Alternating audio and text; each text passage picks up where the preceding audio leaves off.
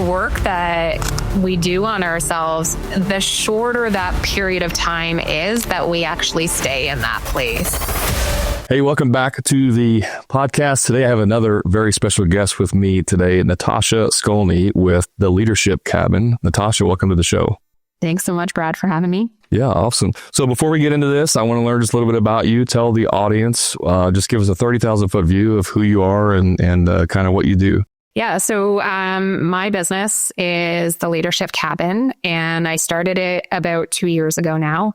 I support leaders at all levels, specifically female leaders who are looking to really step out of their comfort zone and lead from a place of authenticity. So I work with them from a coaching standpoint, and I help work with them and their teams to create self-led teams who can really speak up, talk to each other, have really strong conversations so that they can reach the goals that they want to achieve. I would imagine this is kind of, I don't want to say tough, but it's an area especially in construction where I could see this being a major issue for a lot of women in leadership roles.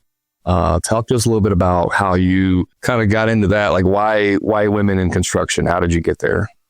Yeah, such a great question. I have worked almost 10 years within the construction industry. And what I was doing is I was supporting leaders through their own development and becoming better versions of leaders for themselves. And what I was finding through the coaching experience is a lot of the women I was supporting were struggling really hard with using their voice and showing up as themselves.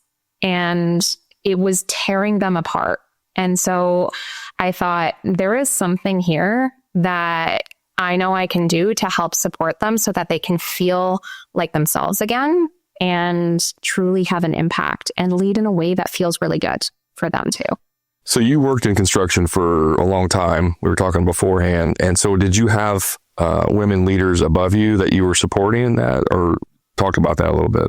I had women who were in, we called them high potential leadership programming. So women who we knew were going to be moving up in the organization, like getting promoted, moving up the corporate ladder.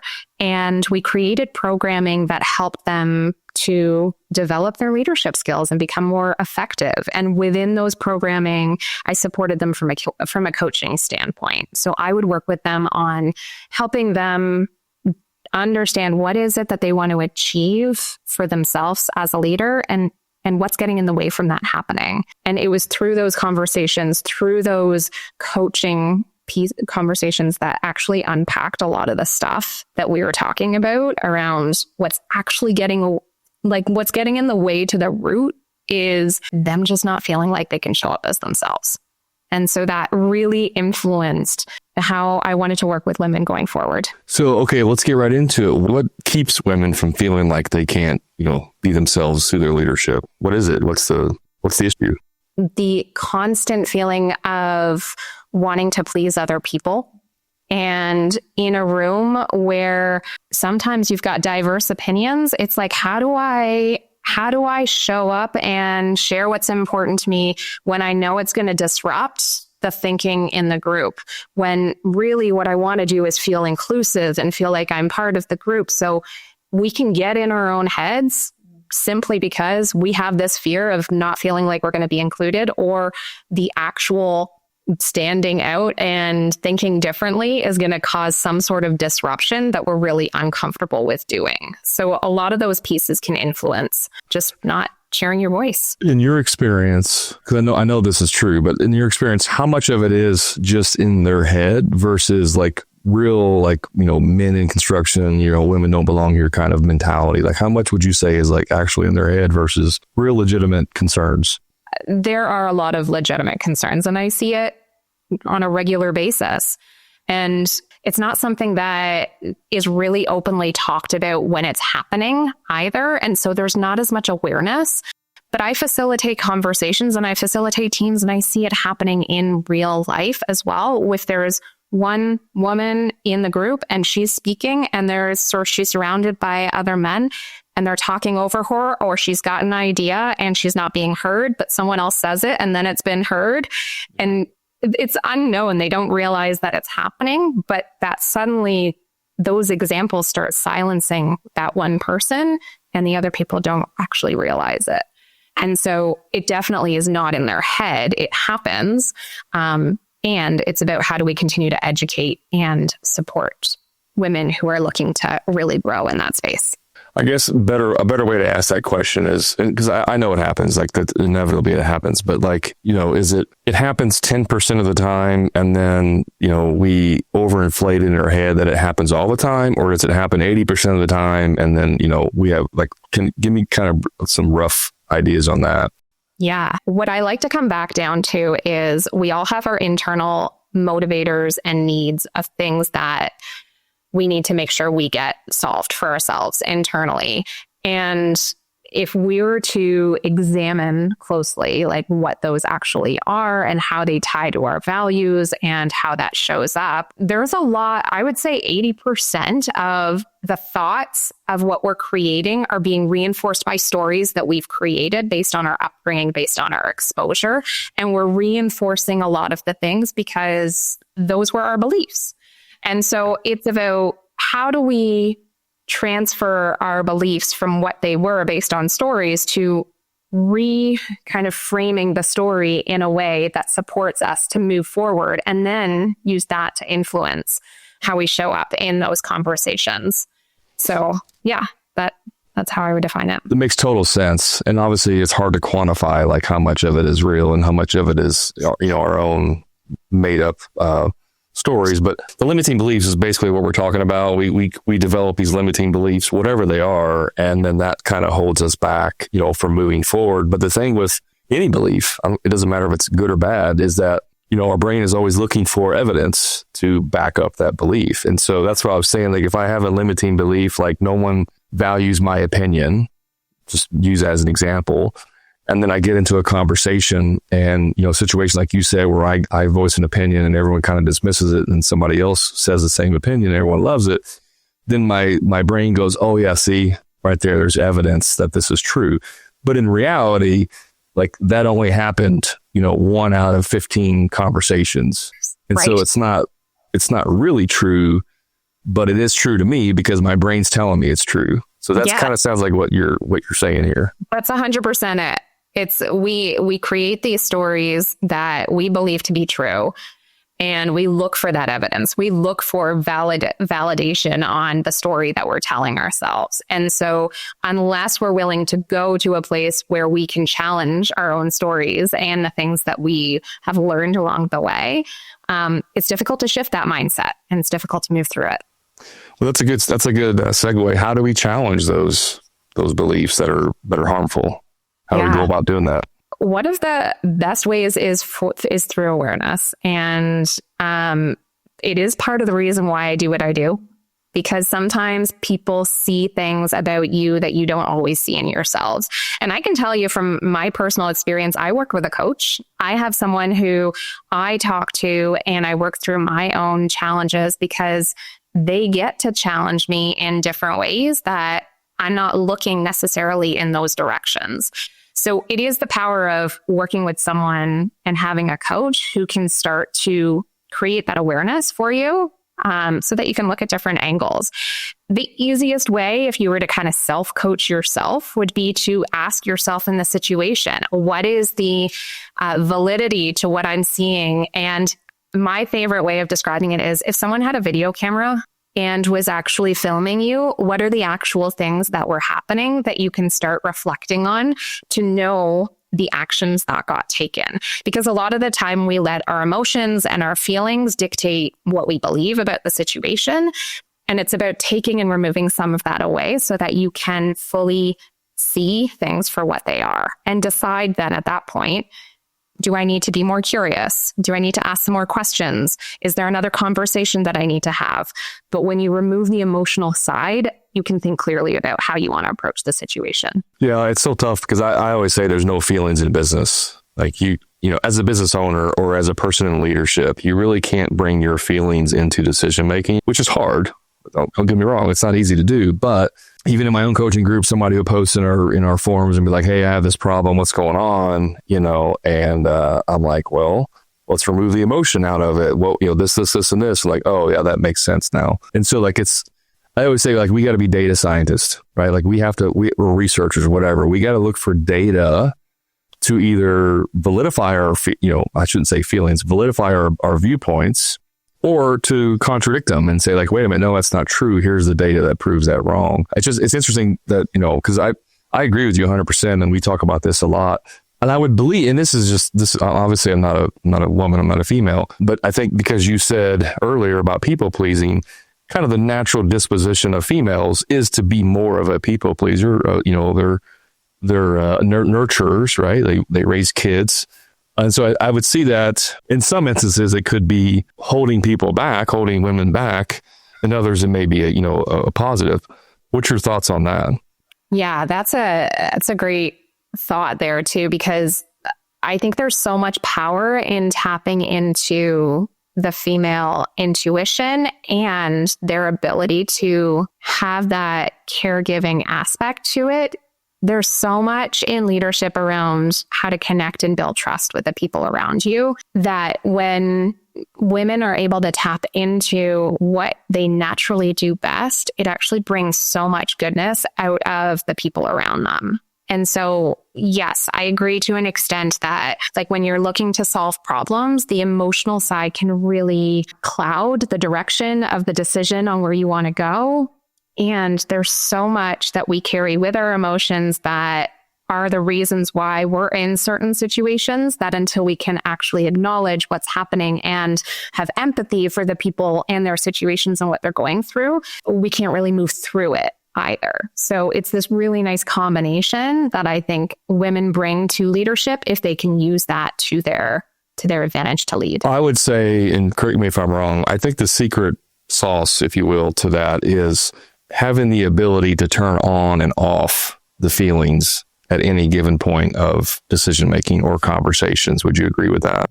Yeah, 100%. Knowing when to dial it up or to dial it back, and knowing how to adjust that based on the situation, for sure. That's not exclusive to women. That's also men or anyone in leadership for that matter. Is like, again, going back to like, there's no feelings in business. When someone's saying something bad about you, a customer, an employee, like you can't react emotionally, right? But if your employee or a customer is having an emotional reaction, then you also have to be able to have empathy. We call it tactical empathy, deploy the empathy when it needs to be deployed, and, solve that through a relational, conversation versus like an executive decision-making conversation, right? I think that's like what you're saying is like that awareness. It all starts with awareness of like, oh, when I said this, they reacted this way. When I thought this, I made this decision. And so I think that's great. The other thing I'll add on to that too is there's so much there around when you have the awareness, then you can also self-regulate as well. And that's the piece that when we have the awareness, we can go to that next step and use those strategies that are going to help us move from, okay, I'm having this reaction and I'm getting heated and I'm getting frustrated. So what can I do about it? Let's look at it for what it is. There's obviously something that's really bothering me because something's really important to me that's happening. Either I'm being challenged in a way where it's like to my core, hitting one of my personal values, or I completely disagree with what's going on, or I don't know how to show up in this situation. This is creating a lot of like uneasiness. So knowing just how your body is responding and how you're reacting allows you to go, okay, I need to move myself from this fight, flight type of reaction to settling my nervous system so that I can actually respond and communicate in a way that's going to move things forward. Yeah, I love that. And guys, if you're listening here, it's more to just, going out and, clubbing killing the deer and dragging it back. And like, we have to move past some of the caveman times of thinking. And like, it's not all about just jam it down in the throat and make it happen. Some guys are going to think this is the woo-woo part of the, Brad, you're going off the deep end talking about, now you're going to be talking about yoga next. And I'm like, no, guys, this is normal human behavior at an elevated level of awareness. Like, this is what good leaders need to develop, is that we call it EQ, right? The emotional intelligence side of the equation. So this is a great conversation. I love talking about this stuff. I want to switch a little bit about like building confidence. So let's say we know that we have a problem. Like we know that I'm a people pleaser and I always kind of keep my thoughts to myself. What can I do to start building some confidence around that? I love that. Yeah. Whatever the situation is or whatever the thing that you're holding on to, it typically comes from a place of fear, something that you're scared of, something that you're feeling really uncomfortable with. So if we use your example and we want to build a little bit more confidence speaking up and just like sharing a voice, one of my favorite things is to use the 4-box breathing technique. And this is something that came from like Navy SEALs when they are highly under pressure and need to make really clear, really good decisions with a clear mindset.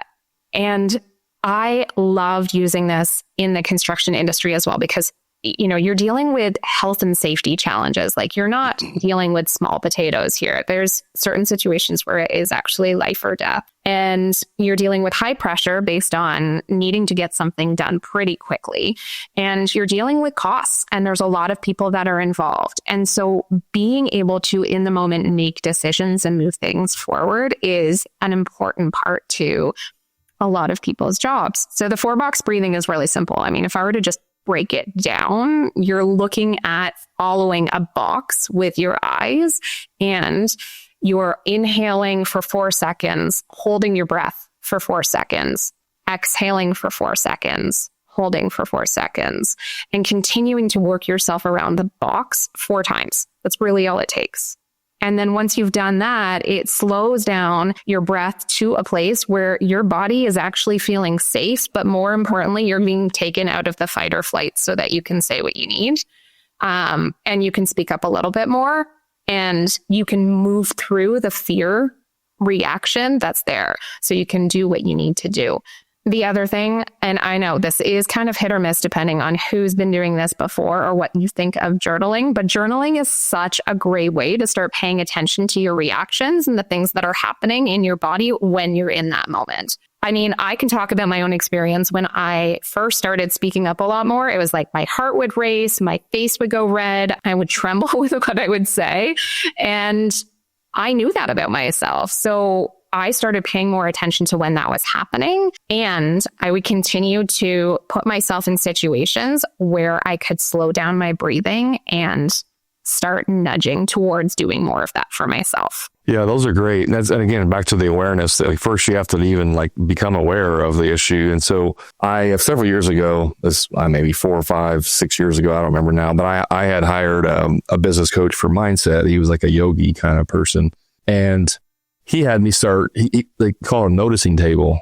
Like throughout the day, you're just writing down, observations like, hey, somebody cut me off in traffic. And I initially wanted to ram them off the road or whatever. It's like, write down this, like, hey, why did I react that way? Yeah. Here's the situation. Why did I feel that way? Where does that come from? And so even though it's a lot of work, like doing that throughout the day, it does help you because you start to see patterns. It's like, well, that's interesting because, when this happened, I reacted this way. And then here's a similar situation, but it was different and I reacted the same way. And then now you start having this, repeatable patterns and you can start having that awareness. I love journaling. For whatever reason, it's hard for me to stick with it and do it over and over. I've done it on and off throughout the years, but I like the noticing table because you need to do it in the exact moment. It's like, I had this reaction, write it down. And so sometimes journaling at the end of the day, you don't realize how many times throughout the day you've had these reactions. Oh my gosh. Yeah. And then it's like you at the end of the day, you're looking at this long sheet like, man, I had 15 times a day I got upset about something silly. Yes. Like what's going on here? Have you ever used that type of, noticing table or awareness table or whatever? Yeah. I call it a behavior tracker. And it's essentially the same thing, right? And the questions are around, okay, what is the situation? What was my reaction? And what was the impact of that reaction? And I love your question around why is it that I responded in this way? Like dig in a little bit further around what might have been triggered in the situation that was really important to me that I'm starting to notice why that was my response. And that's where, yeah, of course, you'll make some more connections. You'll start to see those patterns. And that's when you can start dealing with a lot of those challenges for sure. And he told me, or maybe I heard it somewhere, but it's like, go 5 whys deep. Yes. Like, why did I respond this way? Well, because I was upset. Okay, but why were you upset? Because I felt disrespected. Why did you feel disrespected? This, and usually it'd bring you back to like, when I was 9 years old, I got yelled at by my dad for something I did, and whatever it is. Absolutely. Not always the case. Hey, just a quick time out from the show. If you're a frustrated contractor who's dealing with low profit margins, stuck working on the tools every day, or doing free estimates for people who are never going to hire you in the first place, I invite you to my private contractor community, the Profit Club, where contractors just like you are adding 2 to 3 times more profit each year without producing any more jobs, and finally getting completely off the tools to never do another free estimate again.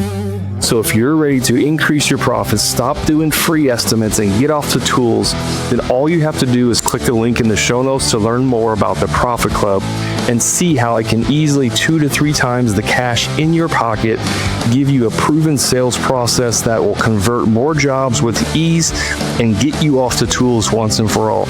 And the best part is you can do all of this without having to produce more jobs than you currently are. Click the link to learn more. Now let's get back to the show. Have you read the book Mindset by 𝐤𝐻𝐿 𝐬𝐻? No, I haven't read that one. Oh, you would love that book. It's really good. I actually gave it to all my clients. She's a doctor and she did a study. I think she's a psychiatrist or psychologist, but most of our most of our adult problems are linked to childhood issues, childhood trauma. And so, when we're adults, it served us well as kids to survive certain situations. But as adults, now it's actually not good for us. And so there's lots of studies that were done, where they had kids in different classes and applying in different labels and things, and how all that impacted them. It's just a really, really good book to kind of understand, like, most of the things we do as adults has been affected by our childhood, and we never go back and unpack that and look at it. Yeah, I love it. I will definitely take a read of it. It's right up my alley. But yeah, everything that we believe now has been something that we established since the age of 7. And so there is we use the word trauma. It may have been trauma, but any sort of conversations on a feeling that we had before the age of 7, we stored in ourselves, and it shows up in different situations. So there's just so much goodness in being able to track it and go back in time to say, okay, why was that really important to me? Why did that matter? What was it about that situation that will connect it back to your childhood? The beauty of it is you can actually go back and heal your inner child. And that's a whole nother podcast but there's definitely work. And that's something that I've definitely played in with a coach of mine as well. Yeah, I had a guest on a few months ago, and unfortunately I cannot remember her name. I'll have to look it up and see if I can come up with it. But she specializes in betrayal, specifically only betrayal. And I never thought about it. We say trauma, so it's a universal term that can mean anything, but betrayal is like a very subset specific thing that can happen. And it was an interesting conversation because, like I said, I never thought about it from a betrayal standpoint. Someone, a spouse or something, does something they shouldn't do, or employee steals from you. And then all of a sudden, all employees can't be trusted because they all steal from you. And like all of these just, again, limiting beliefs that pop up can really hold us back. So that was a really good conversation on that.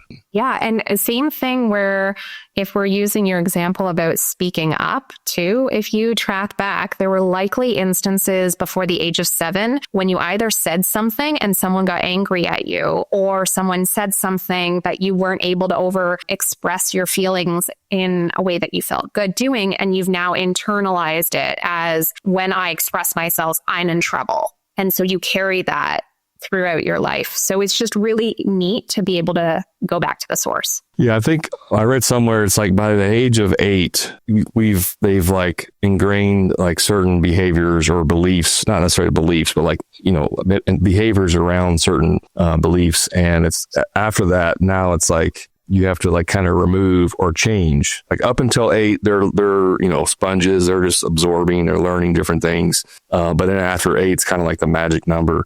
maybe it's 7, I could be wrong, or 9, but somewhere around there where it's like now you have to start working against it.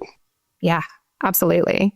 And like that is the power of working with people who really are finding that, something just doesn't feel good about what I'm doing right now. And I want to have more of an impact in the work that I'm doing, or something just feels off. It's like there is something that hasn't been unlocked from the past that hasn't allowed them to fully express themselves in a way that feels really good. And so being able to redefine that with people that I work with has been super, super powerful. Yeah, that's awesome. The mindset part of it is so interesting because like even with my clients, no one wants to learn about mindset. I mean, nobody wants to change that. You know, what do you mean? My belief about something's wrong. And so it's like, someone will reach out and be like, hey, I need help with sales. Like, okay, cool. We'll help you with sales. But first we have to change your mindset so that you can actually sell stuff. Because if I tell you to charge more and you don't believe you can charge more because you have a low self-worth, that's going to come out in the sales process. Right. We got to remove those limiting beliefs first so that you can actually be good at sales. And so it's so interesting I can talk about mindset stuff all day. I was I was plagued by mindset. And even to this day, I still have, mindset issues that I need to work through. But it's such an interesting topic. And I love talking about it. So I'm with you. Yeah. I think if you go at it from like a learner's mindset, I think we're all always figuring out our mindset, and we all have limitations and patterns and things that are going to show up. But I love being in the work too. It's fascinating to me. I mean, what's interesting about it is like, I don't think you ever truly remove that limiting belief. I think, because it rears back up, and so, you could go years without, any kind of problems. And then all of a sudden there's a string of things, business is down, people are quitting left and right. And there's all these things happen over several weeks or several months. And then all of a sudden that old thought you had just creeps back in, and then you give it power. And then so I don't think it ever goes away. And so you really have to be, again, awareness of like, hey, here's some old patterns, I'm not going to share them here because they're private, but there's like 3 different things that are like negative, actions that whenever these things start happening, it puts me back down the path of, going in the wrong direction. And usually it doesn't happen like, here's a big sign like, hey, Brad, this is about to happen to you. It's one little tiny little, protrusion or thought. And then that, that leads to the next and the next. And then you wake up 3 weeks later, a month later, 2 months later, and you're like, how'd I get here? Right. I agree. And I think the more work that we do on ourselves, the shorter that period of time is that we actually stay in that place. And so even though it's not gone, we recognize it faster and we can rewire faster as well. So reframing whatever that negative thought is in a way so that you can move yourself forward instead of staying stuck or feeling stuck is where I see the shift or the change in the mindset work. Yeah. Absolutely. I was looking while we were talking. It's the episode that's 227 with Dr. Debbie Silber. That's the one talking about healing from betrayal. So if you guys are listening to this, you want to go listen to that podcast. It's episode 227 with Dr. Debbie Silber. Yes, what you said, like the more aware you are, the shorter the rebound is. Like, the shorter you can come back from it. You don't have to live in that for a long period of time. It's very interesting. I want to shift for a second here to... And we kind of talked about this a little bit, but how do we be resilient in like our new self? Let's call it that, our new self. Like, how do we stay there? How do we become resilient in, that confidence that we've gained? Yeah. The way that I would recommend it is like, I ask my clients to take stock of everything that is in their world right now that's reinforcing whatever old beliefs they have and what's contributing to that mindset. And so I actually have them like map out from morning until bedtime, like what is happening in your day and what are the things that are reinforcing those negative mindsets, and what are the things that are helping you? Because the more that we can level up the things that are looking at that new way of thinking or helping you move through it, the more that we're going to have the confidence to do more of that as well. And then the other thing is like the reframing is a big deal because our thoughts are really what what we say to ourselves has an impact in how we act and what we do. And even though we don't believe it necessarily in the moment, even just saying it is actually telling our subconscious that this is what we want to happen, and it starts believing it. So there is an actual shift that we can do from a neuroscience perspective to create more neural pathways that are going to help you live into this new version of how you want to react. And so I can take an example of, every time I have a conversation with this particular client, they react in a way where it just pisses me off or gets me so upset and angry. And when I actually look at the situation, I can see it's because the way that they're communicating with me is actually making me feel like my idea doesn't matter. And my idea does matter. And I'm going to go into that next situation. And when that happens, I'm going to take 2 big breaths and I'm going to tell myself my idea matters. And I'm going to say it in a way that it's actually going to help me feel good about what I'm explaining or what I'm saying. And how they react is not actually on me. It's them processing something. It's them going through it. And so it's getting in the habit of, what are the situations that really bring me down or have me react? And prepare yourself for those situations again, reframe it in how you want it to happen, and then have it happen in that way. So it's a little bit of work from that sense, but you can actually start planning it out and prepping yourself for those situations to work through it and become even more resilient in that way. I would imagine, though, you would probably not recommend that to the overthinkers of the world. Because they'll plan that conversation 100,000 times before they actually have it. Yeah, and not planning it in a way necessarily where you this is everything that you want to say or they're going to say, but this is how I'm going to react and respond in that moment. This is how I want to show up, and really tap into how you want to feel. That's really important you said that. I'm glad you said it. So you're not planning what to say per se. It's how you're going to react emotionally to that. If I say this and they look at me with a blank face like I'm a complete idiot, I'm not going to have an emotional reaction to that. Yes. I can give you an example. I facilitate all the time to groups of people, and sometimes I have people who look like they're falling asleep. And in your head, the narrative that I would have was, what I'm saying is not important. What I'm saying is not of value. And of course, if I keep telling myself that, I'm going to show up in front of the group and it's not going to go well. So when I see people who are kind of falling asleep or are yawning, I use that as a way to say, wow, this is their way of processing information. And they really are trying to take it all in. And this is a lot for them. So slow down and adjust and be more impactful with what you say. And it gives me now excitement when I see people yawn, because I'm like, this is working, even though it may not be working necessarily, but the reframe gets me to enhance my performance.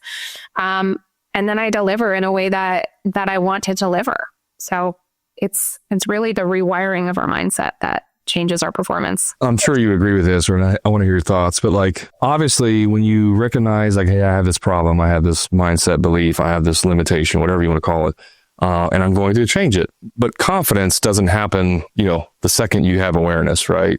Confidence happens through competence, and competence happens through repetition. And so the more you do it, the better you get at it, the more confidence you have. So how do you okay, I have this problem, I recognize it, I'm a people pleaser and I tend to keep my mouth shut because I don't want to upset anybody. And so I know that I need to change that. How do you build that confidence, or how do you reframe or build that resilience? Because you don't really have the resilience yet. Does that make sense? 100%. Yeah. I love this question because confidence, yes, repetition and continuing to put yourself out there and try things is going to help. The thing that I come back to with confidence is building self-confidence and following through with the things that you commit to yourself to doing. And so for a lot of the times, especially I'll speak to women, we put ourselves last on the list on taking care of ourselves. So, especially if you have family or kids or people that you're taking care of, you typically put everyone's needs first. Well, what happens psychologically is you start telling yourself you're not worth it enough. And so reinforcing the integrity with yourself by saying, I am going for a walk every morning because that's my commitment to myself, is a way of creating confidence, because it creates that integrity where you start to trust yourself more. And so just looking for opportunities like that on where are you letting yourself down because you're not following through with the things that you need to do, and start making that a priority. That's really good. So it's not even, a lot of times, it's not even that conversation that where we get ignored. It's a lot of other stuff in our own personal life where we've, not followed through with something. And so because we didn't follow, we want to go to the gym and start working out and lose weight, and then we, go for a week and stop. And then our brain's like, yeah, see, you're not, you can't stick to it. You can't do this. You have low self-esteem, whatever it might be. And so then that transfers over into our leadership where now we don't have that confidence. But if we fix that, if we start committing and then we stick to it and we make it a non-negotiable where we have to do these things, and then we start building confidence there. And then that basically leaks over into the leadership side where we're talking with people. You got it.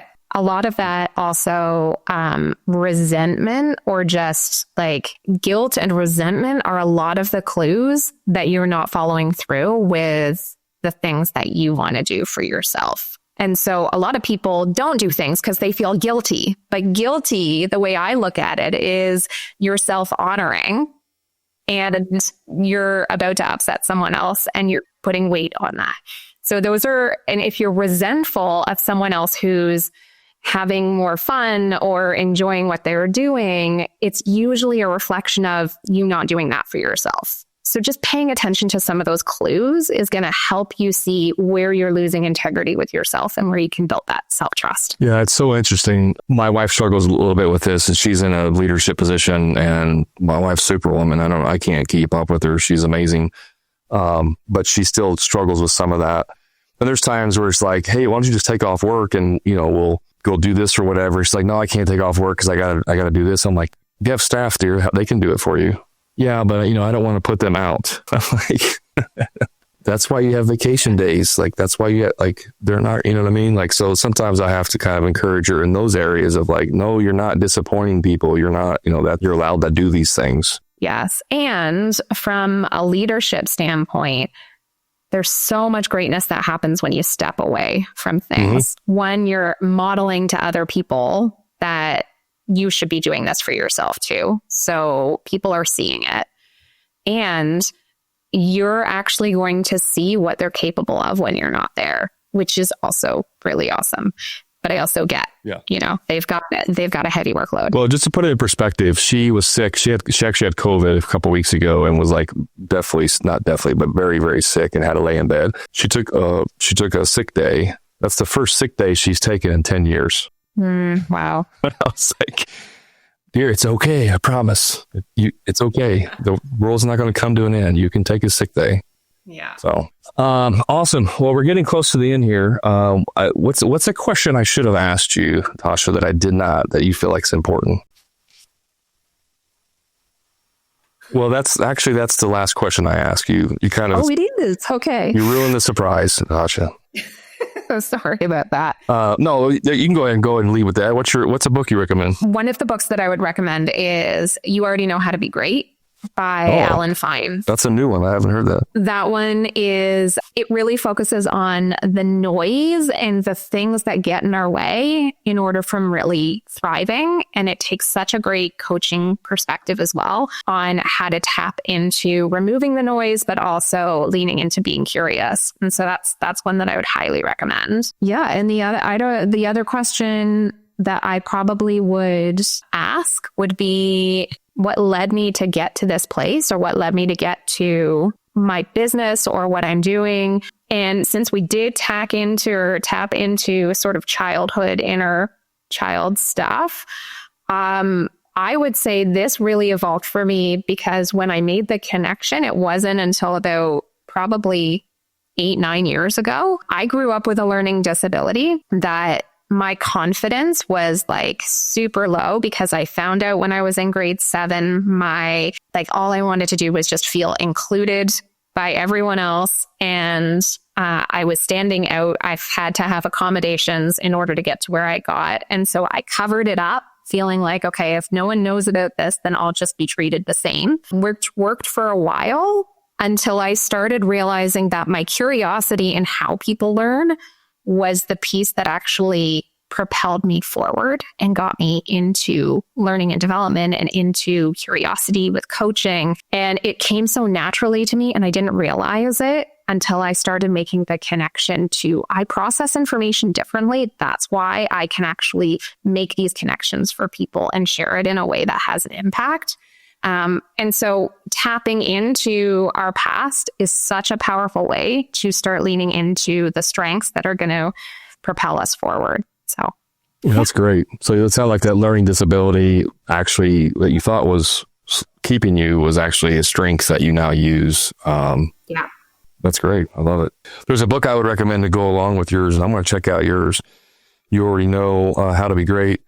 There's another one called Don't Believe Everything You Think. It's more about the overthinkers, the ones that are just always thinking about stuff and that limiting belief stuff. That's a pretty good one. Don't believe everything you think. I forget the author on it, but I'll be checking out that one for sure. You already know how to be good or how to be great. Well, give us just a quick, if somebody wants to learn more about your services, or they want to get in touch with you, what's the best way to go about doing that? Yeah, you bet. So my website is www.theleadershipcabin.com. I am active on LinkedIn, active on Instagram. Reach out if you've got questions around something, if you're interested in leadership coaching, and even if you have a team that you're building and you want them to better communicate and connect with each other so that you can achieve the goals, then reach out to me, send me a message, and I'd be happy to have a chat with you. And just you mostly women, is that correct? Or do you work with all schools? Mostly women, but I also, for team dynamic workshops, I work with men who have women on their team, and it just works. So gotcha. Awesome. It's open. I hope you have like a cabin in the woods somewhere where you go do your workshops. That is the vision. Okay. That is where it's going. I love it. Awesome. Natasha, thank you so much for being on our show. I really appreciate your expertise and sharing with the audience. Thank you. Thanks for having me. Awesome. Well, guys, that's the end of the show. You know where to find me on the socials. We'll make sure to put Natasha's links in the show notes as well as my socials in there. But you can go to any social media platform, just search for the Hammer and Grind podcast. You'll find me there.